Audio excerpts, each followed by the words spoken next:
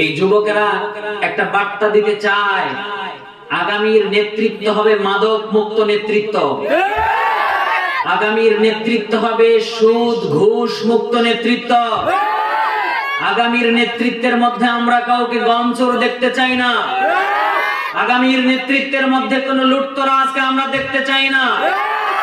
এই যুবকেরা সিদ্ধান্ত নিতে চায় আগামীর নেতৃত্ব হবে সাইয়্যিদনা হযরত ওমরের মতো, আগামীর নেতৃত্ব হবে খালিদ বিন ওয়ালিদের মতো, আগামীর বাংলাদেশ হবে কোরআনের বাংলাদেশ, আগামীর বাংলাদেশ হবে ইসলামের বাংলাদেশ।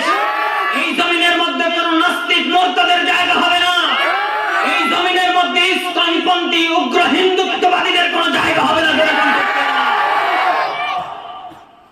এটা যুবকদের একটা চমৎকার বার্তা।